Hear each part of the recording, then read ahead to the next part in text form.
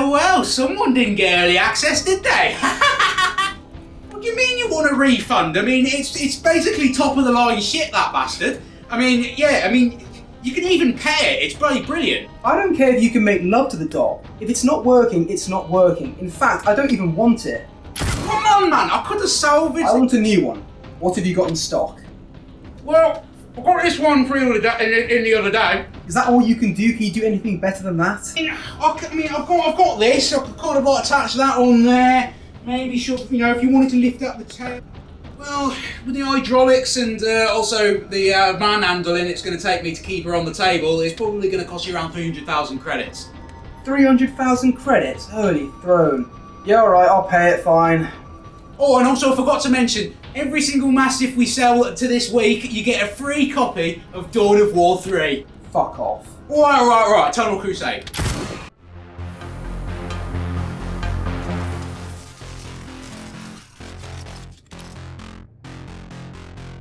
Necromunda Hired Gun. What is it? Necromunda Hired Gun is a fast-paced, first-person shooter. No. You could compare it to Doom, but personally I feel that's a terrible comparison, and let me tell you why. Gameplay wise, sure, I'd be an idiot for not acknowledging that, but something like Doom had over 200 plus people working on it, which is a lot of dev power. Necromunda had a whopping, drumroll please, 15.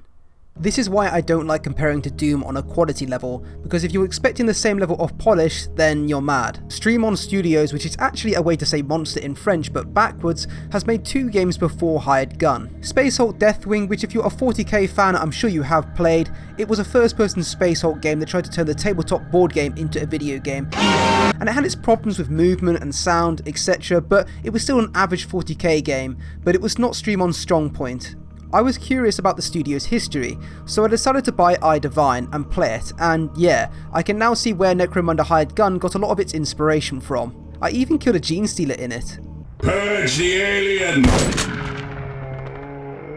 It seems Necromunda Hired Gun is a more updated 40k version of that game, as there are many comparisons you could make between the two, just looking at the gunplay, the different shops, the upgrades, and even the tutorials. Overall, iDivine is a fun game, and for the time period it was made in, it still holds up very well. With all that being said, I had a pretty good open mind about what I was going to expect when playing Necromunda Hired Gun, and I was going to judge accordingly knowing all that. So, ready to talk? Necromunda Hired Gun has you take control of the Harlan Nail / John Wick of the 40k universe, or to put it more simply, a bounty hunter working in the Necromunda Underhives. The Necromunda Underhives are basically if you took Stoke, Telford and any other shit place in the UK, trust me I don't want to even mention where I'm from as it's the worst of all, and put them in 40k underneath a hive city and made them to make weapons for the Imperium. You feel like you've just walked into Birmingham for a night out and don't even have your knife-proof vest on. If you're new to 40k, this game can be very daunting at first glance. But the main premise is you're a bounty hunter that does contracts that gets into some trouble, and that's all you really need to know. There's bad guys, good guys, and a cyberpunk vibe that I'm sure you will like. Luckily the opening cutscene does have you sorted with a brief introduction to the 40k universe, so it will give you some background. However, after that, I could definitely see why if you don't understand some of the posters, art, gangs, dialogue or story, and find yourself sort of numb to everything else going on in the game other than the shooting and getting yourself to the objective.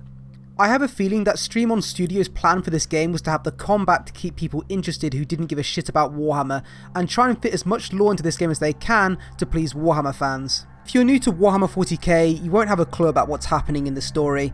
I'm familiar with Necromunda Underhives and Warhammer 40k, and I still found that I needed to be fully engaged to get an idea of what's going on in the story.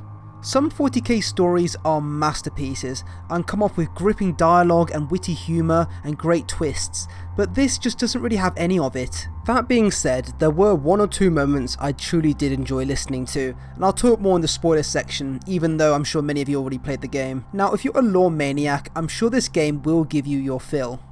You will notice the little things such as guardsman helmets laying around the place, statues of the Imperial Fists, since this is a recruiting world for them, Cal Jericho not being just some random dude but actually someone who has his own novel in the lore, which if you want to read you can, about him as a bounty hunter, and also reminisces about his sidekicks. The different gangs in game which you might collect the miniatures of, the posters of the Emperor. I find it funny that even in the deepest parts of the Underhive, people still have posters of the Emperor by their bedside. I guess a hang in there poster would have been a bit out of place. Maybe a keep calm and carry on?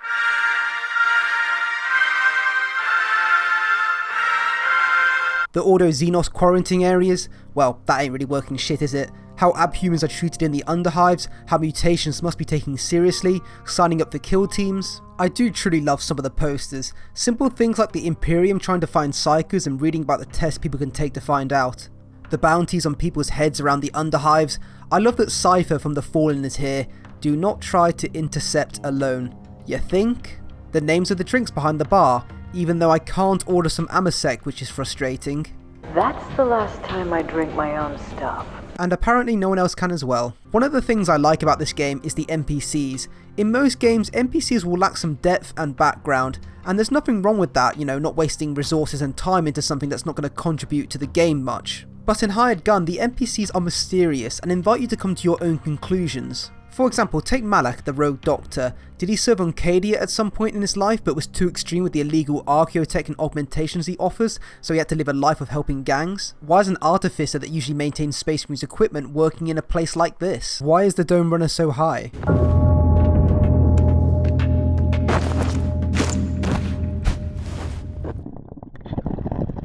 Oh bro, you gotta try some of this, it's really good shit.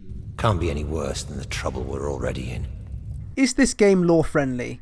Well, not entirely. Considering there's a certain cult on this planet, I'm surprised there's been already no exterminatus.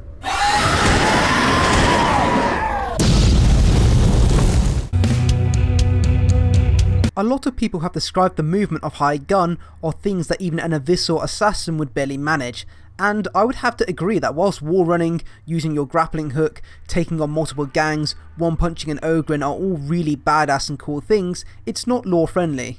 Personally, I understand games must break lore to make mechanics work, but it's up for you to decide if that bothers you, as this is a subjective taste. There are ad-box programs that made the place.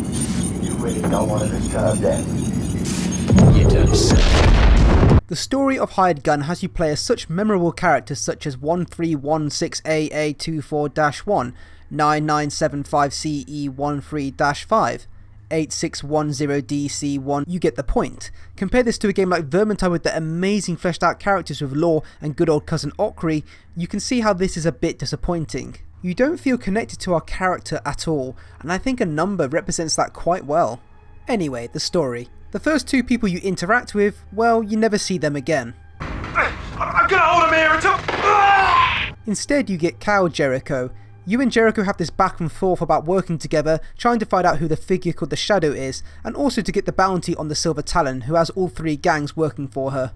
And Cal Jericho is a pretty sus person. You? No. But like I told you, we're following the same trail. It's why we should work together. It'll be the smart thing to do, you know. The story will take you through fighting all three gangs as you try to get information to uncover who the Silver Talon is. Tell me! I'm getting out of here. You ought to too, Skinny. This train is headed for Orlok territory.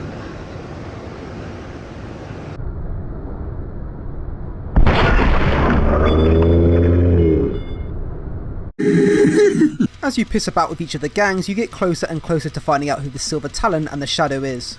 You face the boss of each gang, with cutscenes that are adequate. I'll talk more about them in voice acting. However, for some reason I would watch a cutscene and it would be fine, and then if I watched it again from dying, my FPS would go terrible. I think this is because the game has to reload all these assets in for a cutscene, and I don't think that was a smart choice. I don't see why you don't just have a pre-rendered video play each time. I've seen other games do this, so I would say it's not too far-fetched to ask. This would just dramatically improve the loading times and optimization than having the game load up all this every time. I can't imagine what it must be like for consoles. The main premise is you speak to Jericho, then speak to the priestess to see if it's not bullshit, and then speak to the junkie to ask where to go in the hive. One part of the story that I did love listening to was the reaction after the encounter with the Gene Sealer cult. Hearing our character say I got attacked by something and being scared was just great. I ended up down there and I got attacked by... something. Something I've never seen before. Aliens! The reason I like this is because it shows our characters don't know everything in this universe and allows you to look up what they were. instead of just saying, oh yeah, there's gene stealers down there. At the end, you learn that Jericho, the Silver Talon, and the Shadow all know each other, something about her being a posh girl but like living the life of crime. I bet you this story is really good, and I mean that, if you've read the Cal Jericho novel series. This story should have been separate to any novels already created. I have a feeling that GW just said, here's Cal Jericho, make him work in your story. I do have to respect Stream On Studios for trying to make a story that does drop you into the deep end, but unfortunately this one doesn't work. It also allows for no follow-up or sequel with our character. The game should make us want to follow our character, but this just doesn't. The writers were Matt Keefe and Jonathan Cashrat. Jonathan wrote I Divine and Space Alt Deathwing, and Matt has wrote Starship Troopers books and a few Necromunda novels, so they both definitely paid respects to the universe they were writing about. And I will say, writing a 40k story that's easy for someone new to understand whilst pleasing lore-hungry veterans is no easy task. That's why I think the story being a clean slate without needing to know any prior novels would have been better for both sides. For example, with Dan Abnett writing Darktide, his story in that won't expect you to know the Eisenhorn series beforehand.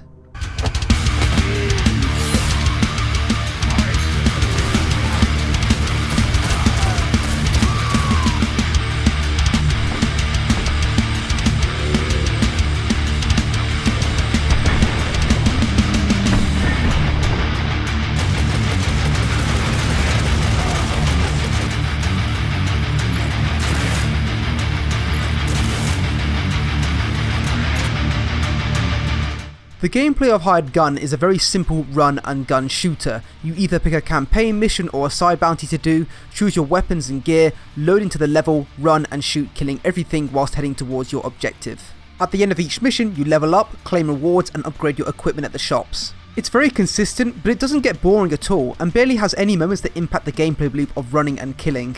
There are a few campaign missions where you find and collect batteries, or a simple match the symbol game that if you screw up, you seriously need to check if you should be allowed to breed. I would have possibly liked a little bit more of this in the game, like with iDivine's hack system, but I can understand not just copying and pasting that here. I do like the bosses in this game as well. They are introduced at just the right pace to keep you interested in the campaign, the Ogryn, the Ambots, and the boss of each gang. And I have to disagree with people saying the bosses are all the same. House Goliath is very melee focused, charging at you non-stop. House Orlok has a focus on Cyber Mastiffs, which have a small bug with the pathing of the dogs. House Escher has a more range focus, and that Shadow guy, he was hard. That one dash towards you ability that I had no idea how to dodge was insane. Do you have to use different strategies against them? No. It's still running, shooting and dodging, so I can understand that side of the argument. There's no special weak spots or anything else you need to do against each of the bosses, but each boss is different in their own way. The gameplay can feel unpolished at times, quite comical seeing an Ogryn go flying. And of course the finishes, which I will talk about in gameplay mechanics. And despite the unpolish in certain areas, it's still a satisfying experience whilst everything you see in the game is new. This can lack after the campaign since you've seen and done everything.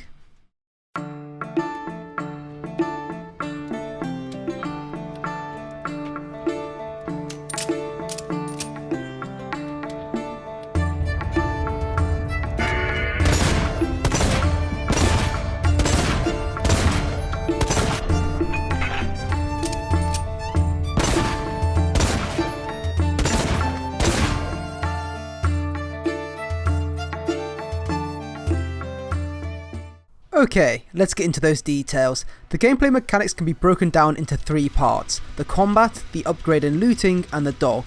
It needs to be separate, trust me. The combat of Hired Gun starts simple, then grows as you play the game. Wall running, dashing to the sides and jumping are all introduced to you early on in the game and have no cooldown.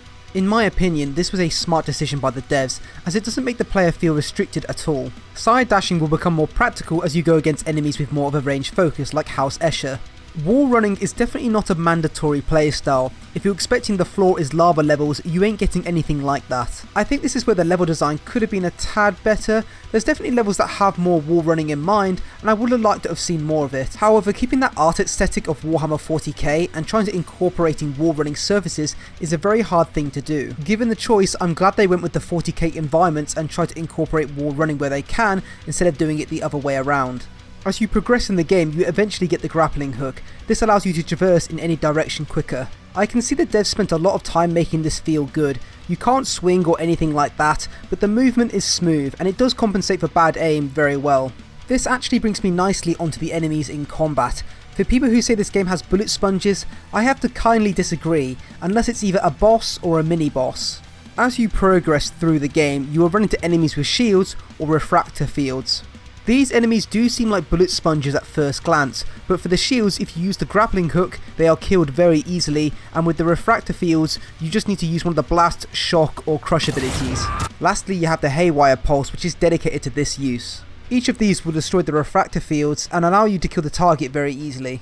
If you use normal bullets against these enemies, you won't make a dent and they will seem like bullet sponges. One interesting thing is the shock ability says it allows you to take care of enemies immune to takedowns. I think this ability could have been a bit better because it has no cooldown, so essentially it just means it's a longer takedown. It's fun against Ogrins and Ambots, but if you just spam this against refractor field users, you can just do a takedown instantly.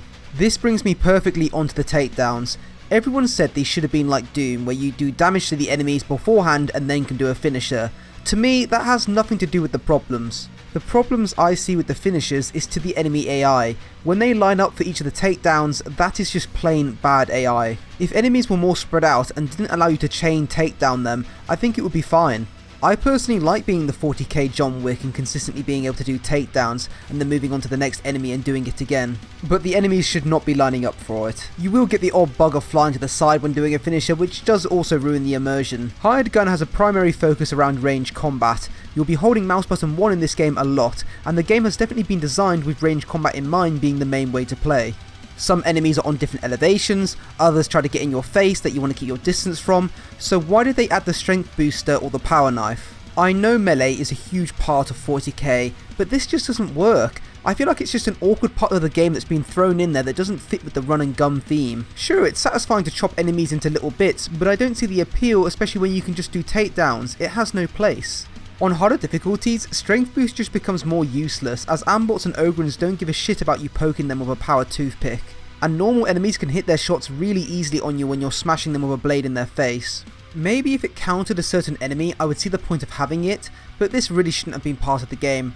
However, heightened senses which slows down time, perfect aim which is a Soldier 76 tac visor, I think this is more for console players, and the auger array which highlights nearby enemies all flow perfectly with the range combat. The combat of Hired Gun definitely has its moments when you're running on a wall in slow motion with perfect aim. It feels awesome, but I think one aspect that could have been improved on is introducing people to the new abilities you unlock. The grappling hook was done correct, showing you how to overcome an obstacle in the game, same with the wall running.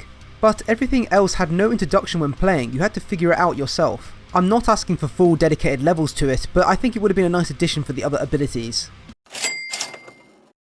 The Imperium don't care about people killing each other, gangs, cults, rogue doctors, xenos, but if you don't pay your taxes, oh, they will come for you. Smack! Outland revenue? I'm going to start with the part I not necessarily hate, but have a problem with when it comes to looting in this game. From the very start of Hired Gun, you're encouraged to search every corner to look for chests. These chests can be anywhere in a mission that make a sound when nearby.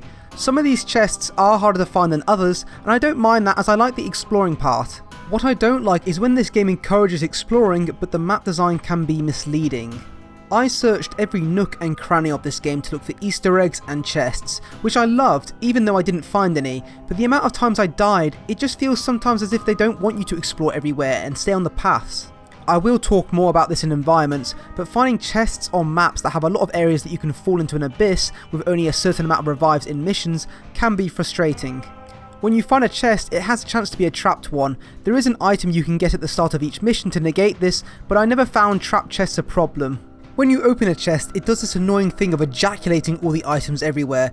Even if you miss an item, the game automatically collects it. But as many people pointed out, the problem with the chests and items is you can't see stats when in a mission, only when back in the hub. It's a poor mistake and should have been added. For any looter shooter, this is textbook stuff. From the chest you can find weapons, status items, archaeotech, charms and armour. You can also find new weapons before you enter areas as like a first introduction. Once a mission is complete, you can choose what to equip to your character from what you found. You don't have a ton of slots for heavy and special weapons, also items. But for archaeotech, lucky charms and basic weapons and pistol, you get a lot more space. But to put it simply, special weapons are your grav and plasma guns, heavy weapons are your heavy bolters and heavy stub guns. Basic weapons are auto guns, bolters and stub guns, pistols are plasma pistols, auto pistols and stub pistols. Status items are percentage buffs to increase critical hits, loot bonuses, resistances to electric, fire and radiation. Archaeotech and charms are items you can add onto your gun, and surprisingly they have more space than anything else. Anything you don't equip is transferred into credits. Once complete, you go back to Martyr's End. I love Martyr's End. The idea of a non-fighting safe haven in the Underhives is a cool idea. At this hub you can upgrade, sell, buy and practice. Let's start with the guns. Hired Gun, to be fair, has a nice assortment of weapons: auto guns, stub guns, bolters, plasma guns, las guns and grav guns. Each of these can be upgraded for your playstyle in mind. Lucky Charms, not the food that causes type 2 diabetes, gives more credits when you kill someone. Archaeotech infuses the weapon with buffs like Toxic, Static Charge and Radiation. Muzzles can either decrease or increase stats like range, damage, accuracy, stability, handling and muzzle flash. Barrels can affect handling, armor penetration, stability, handling, range and accuracy. Lasers claim they increase accuracy but don't affect the stacks, and they make you more visible. Foregrips and stocks affect stability, handling and accuracy. Magazine, well, it's pretty obvious ammo size. Optics are weird since you can actually put a long range scope on a shotgun, and I don't know why you would do that, but I love the choice anyway. And lastly, weapons skins. Not much point since you can't show them off to anyone, and there's nothing special here. If you're expecting CSGO skin level, you're not getting that. More a slight colour change with patterns. I do admire the customization on weapons. The fact it changes the look of the weapon and I can have a completely different bolter to someone else is cool. It can be stupid when 3 barrels do all the same stats, but I'll let it slide. You can then try out your weapon in the Gladiatorium, but I found myself never going in there. I'm kind of disappointed that the guys behind iDivine didn't make it so you could attack Martyr's End for fun. One of my favourite things about iDivine was attacking everybody in the hub.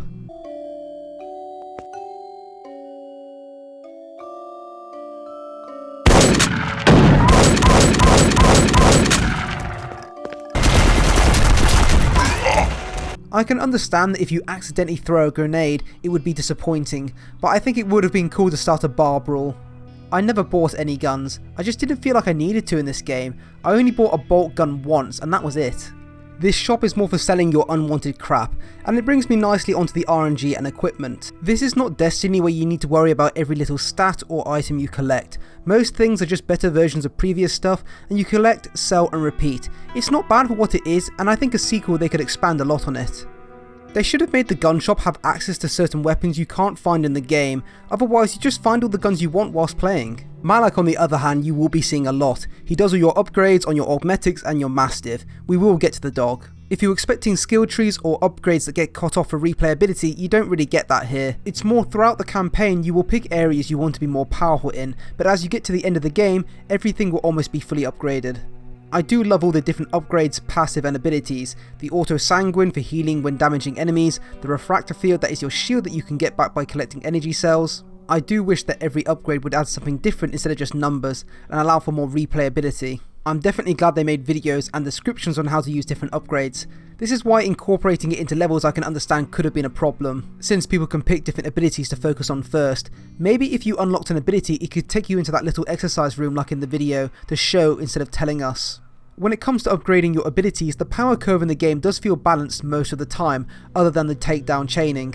What mechanic I do like is if you feel like you're not powerful enough in the campaign mission at any time, you can do a side bounty or contract. These can be defending an area, killing gang leaders, and saving poor, innocent sweet gene stealers. I won't lie, the capture point level was shit. Why would you put a side level that involves standing still in a game that is based around moving and running? It does confuse me quite a bit. These side contracts can get repetitive very quickly since you are on old missions that you have completed, but it's still a good idea for players who are not very good at video games to level up. The last thing is the Priestess, who can allow you to change skins. Kinda pointless since you can't see yourself other than cutscenes, and the one different dog toy is part of the pre-order. They could have easily made 50 different dog toys to choose from, so that is disappointing. Anyway, it's time to talk about that unspeakable mutt.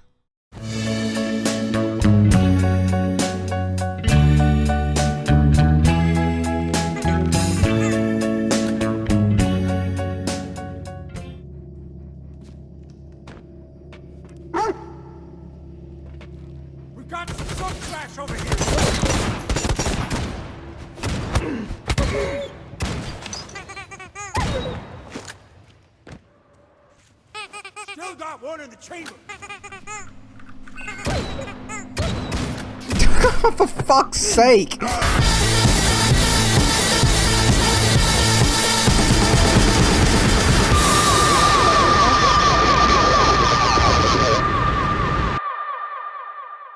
There you go, good girl, good girl.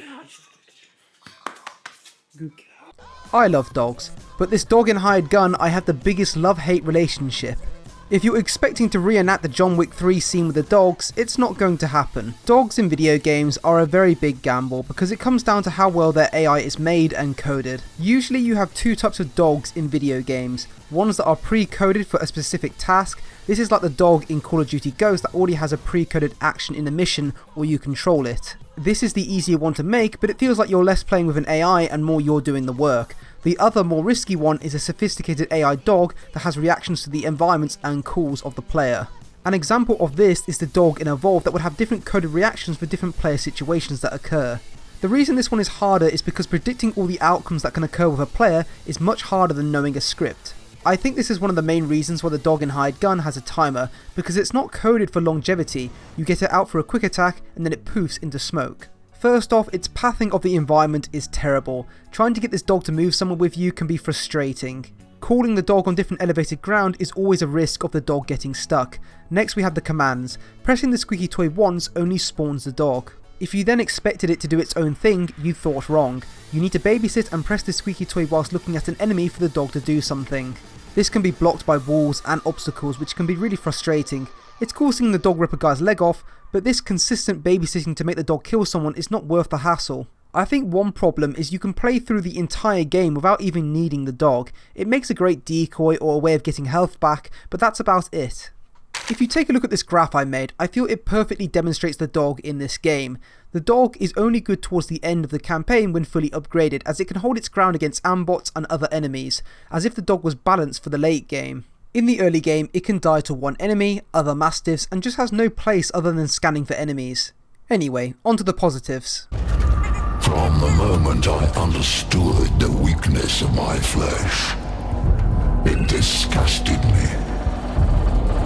I craved the strength and certainty of steel, for the machine is immortal.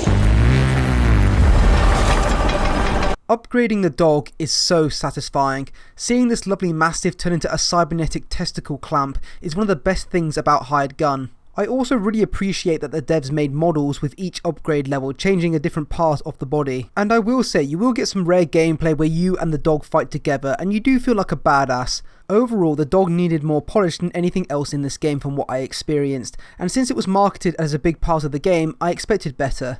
Get back! In the corner! Back! When I first spawned in, my initial thought wasn't about the dog or the character selection, it was about how fast I could break the game. In only a matter of seconds, I was already outside the map. I've done this a few times as well.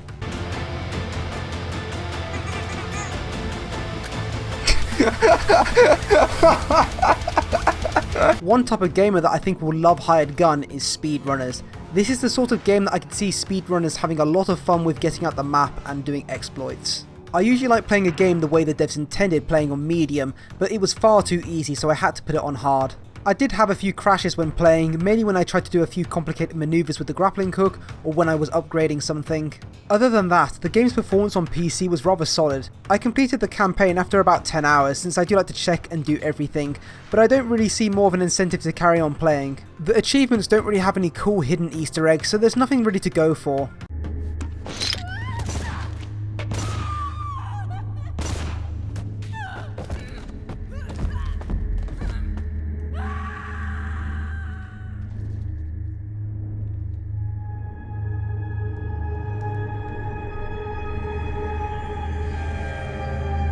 A lot of people are saying this game looks like it was made a few years ago. To that I say, are you more high than the Dome Runner? Sure, this game is no next gen, but I've been looking at E3 and when something like Far Cry 6 looks no different to Far Cry 3 and Rainbow Six Siege Extraction is reusing assets, I say this game is good for what it is. 40k environments are always interesting because if you read a lot of the novels, you've come to expect a certain standard. And Hired Gun is no exception. Giant industrial trains that you can even hear in the back when talking. Stuck to that. Now, tell me. Monsters the size of buildings that have nested in the Underhive or kept as pet fish in House Escher. Gene Stealer cult statues, shuttles like gun cutters stored, and I do love that they show what happens to all the bodies in this game. They get blended. Blood for the blood god! Blood for the blood god! Blood for the blood god! One thing I love that shows the grim dark of 40k is the criminals becoming servitors and doing simple tasks in the environment. Opening a door. Open this rust damn door! Operating a sentry gun. Streamon Studios have done a great job, and like Space Hulk Deathwing, the environment is one of the best things about Hired Gun. In terms of negatives, I do wish boss battle rooms were a little bit more creative, quite bland compared to some parts of the Underhive. If you also go looking in this game's environment, you will find places that have just not been filled in or black spaces. However, if you stick to the intended paths, then you should be good. I would have liked more Easter eggs and hidden runes, but it's still fine for an environment. I only ran into one invisible wall that was out of place while playing, but some of the effects used are beautiful. I love seeing the embers and heat waves coming off ingots, the sparks coming off plasma guns and grav guns. Some effects could be dialed back a little bit, like the reflection on blood from candlelight, and I think god rays could be reduced slightly as well. Most of the time, the lighting in this game has a great contrast with the environment. However, some objects don't seem to produce shadows when I think they should, like these mushrooms. Effects when in a full fight can be a tad overwhelming and blinding, more when you're in slow motion.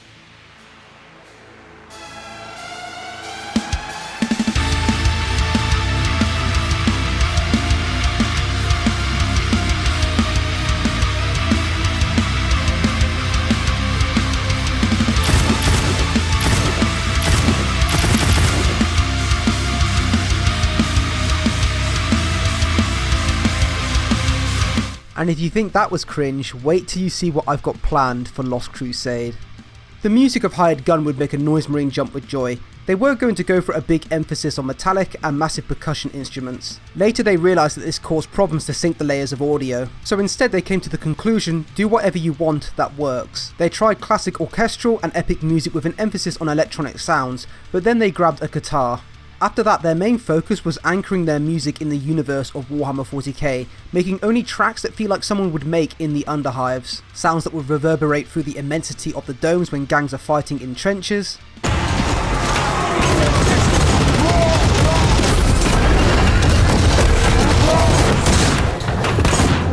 Synths, high-pitched leads or big pads, the sounds of bad guys or creatures that have the power coming from the warp.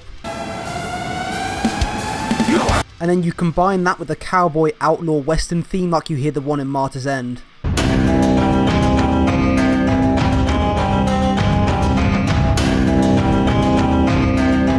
By far my favourite soundtrack though is Hunter vs Hunter.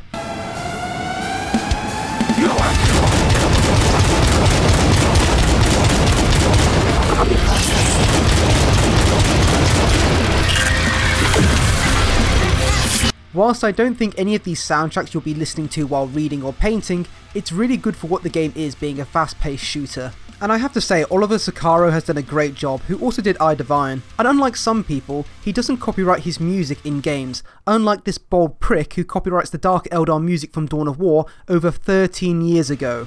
In terms of voice acting, I liked hearing the gritty sounds of my bounty hunter. Unfortunately, I didn't feel like he was much of a threat when trying to intimidate. Few hive scum like you think you're gonna get past me. You don't know what you're doing. Kara Jericho was great with that patronising voice as if he knows everything about anything. This is the best place for you for the time being, Virax. Hiding in plain sight. And I did like the Dome Runner's voice of sounding like his lungs are about to give out on him. You really turned this into a war.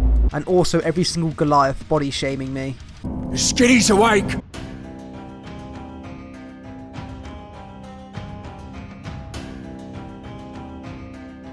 You're right there, Skinny.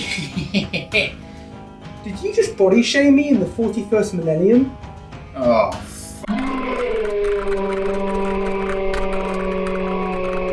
The thing is, I could legit believe someone actually doing that. For someone who's had trouble normalising my own voice in Sony Vegas, I can only imagine how hard it was for devs to normalise all the 2,000 voice lines in 3 different languages.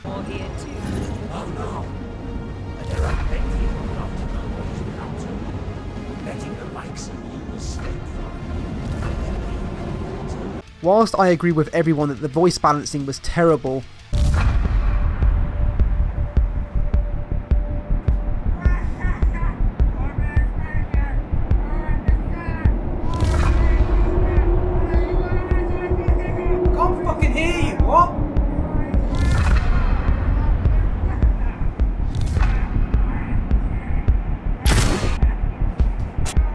Main sounds, ambient sounds, music were all good for me. It was just dialogue that struggled. Sound effects, most of them I do quite like. All the guns sound like they have weight with each shot, and the plasma gun is definitely an improvement from Space Hulk Deathwing.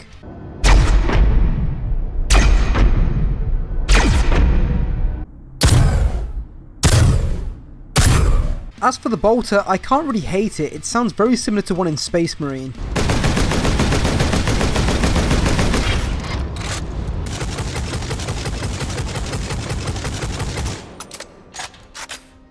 Anything ambient or byproduct also fits really well.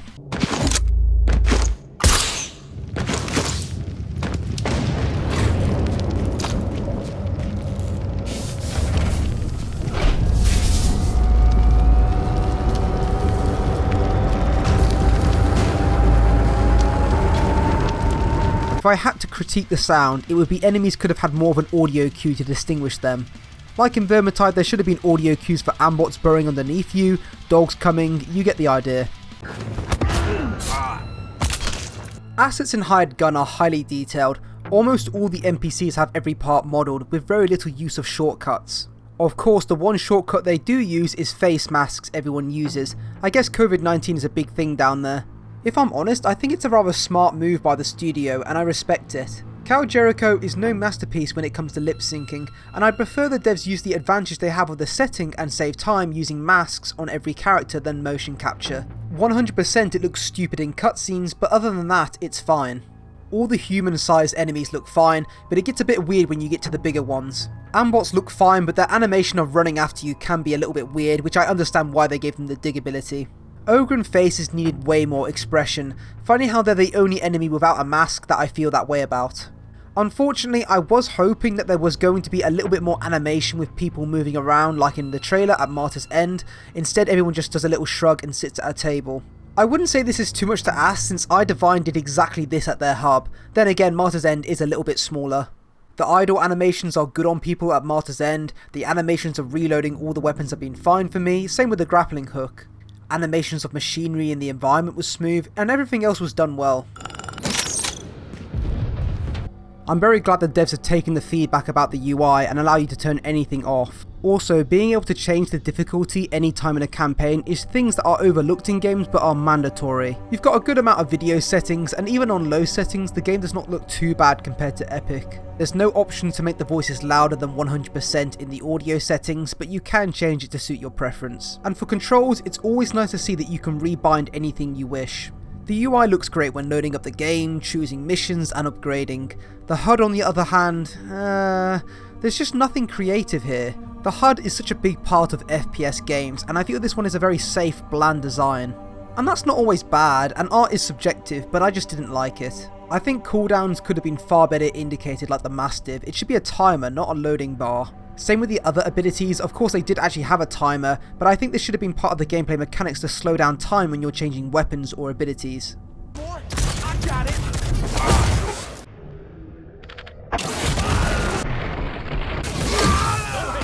So what'll it be?